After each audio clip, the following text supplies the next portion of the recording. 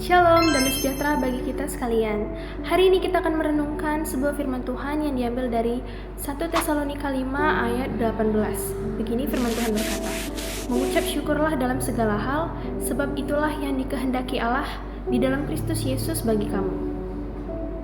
Teman-teman yang dikasihi Tuhan sekalian, hari ini kita akan merenungkan sebuah firman Tuhan yang mungkin sering kita abaikan ataupun masih sulit untuk kita jalankan, yaitu untuk mengucap syukur di dalam segala hal. Mudahkah perintah ini? Tentu bagi saya pribadi tidak mudah. Sebagai manusia, kita mempunyai rasa syukur yang bergantung pada situasi yang kita alami. Ketika dalam keadaan yang baik, kita dapat bersyukur dengan mudah. Tetapi jika kita mengalami keadaan yang sulit, mengalami kegagalan, rasanya sulit sekali untuk mengucapkan rasa syukur.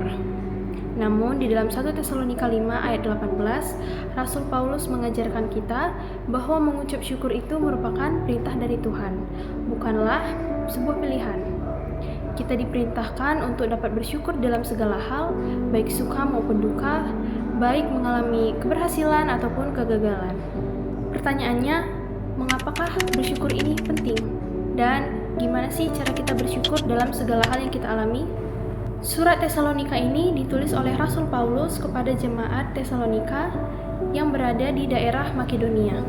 Jemaat ini hidup di dalam tekanan dan mengalami penganiayaan, baik dari orang Yahudi maupun dari lingkungan di sekitarnya.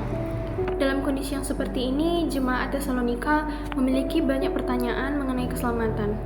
Salah satunya yaitu, apa yang terjadi jika orang percaya sudah meninggal sebelum kedatangan Tuhan yang kedua kalinya, dan apakah mereka akan selamat? Sehingga Paulus memberikan pengajaran yang indah dalam surat Tesalonika ini. Paulus menjelaskan bahwa mereka yang telah meninggal dunia dalam Kristus akan dibangkitkan pada hari kedatangan Tuhan nantinya.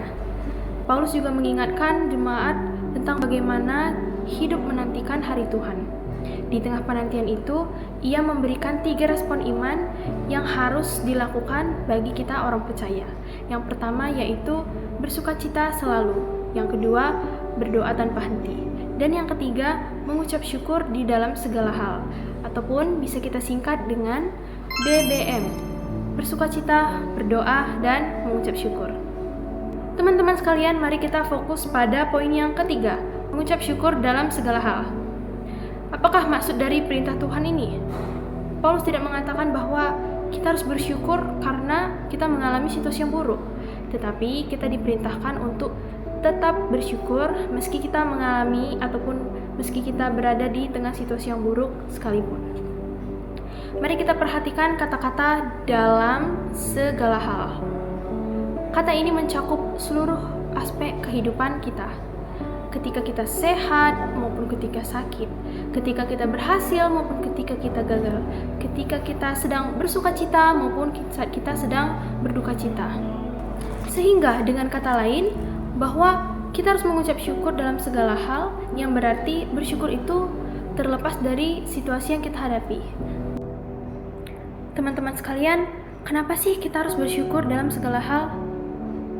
Yang pertama, karena mengucap syukur itu adalah kehendak Allah. Firman Tuhan mengatakan, itulah yang dikehendaki Allah di dalam Kristus Yesus bagi kamu. Nah, dengan kata lain, firman Tuhan mengatakan bahwa bersyukur ini adalah bagian dari rencana Allah dalam kehidupan kita. Bersyukur bukan soal perasaan, melainkan soal ketaatan kita kepada Allah. Ketika kita bersyukur, kita menunjukkan iman dan kepercayaan kita kepada Tuhan. Kita percaya bahwa Tuhan tahu apa yang terbaik bagi kita.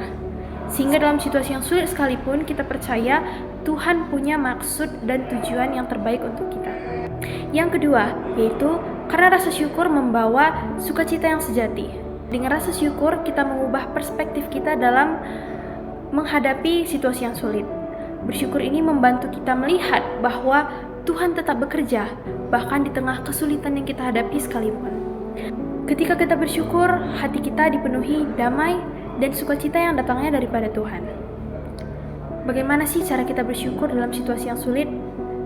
Teman-teman sekalian, kita tahu tetap bersyukur dalam situasi yang sulit tidaklah mudah, tapi ada beberapa cara yang dapat kita lakukan. Yang pertama yaitu kita dapat mengingat bahwa Tuhan berdaulat atas segala sesuatunya. Tidak ada yang terjadi dalam kehidupan kita di luar dari kendali Tuhan. Bahkan dalam kesulitan sekalipun, kita percaya bahwa Tuhan bekerja untuk mendatangkan kebaikan kepada kita. Yang kedua, kita fokus saja kepada berkat yang sudah Tuhan berikan dalam kehidupan kita. Di tengah badai sekalipun, kita percaya bahwa kita punya alasan untuk tetap bersyukur kepada Tuhan. Misalnya, kita masih diberikan nafas kehidupan, kita masih dimampukan Tuhan untuk menjalani kehidupan kita. Dan yang ketiga, kita menjadikan syukur ini sebagai tindakan iman. Kita bisa mengatakan, Tuhan, aku bersyukur karena Engkau tahu yang terbaik untuk kehidupanku. Aku percaya kepada rencana Tuhan, meskipun saat ini aku belum bisa mengerti.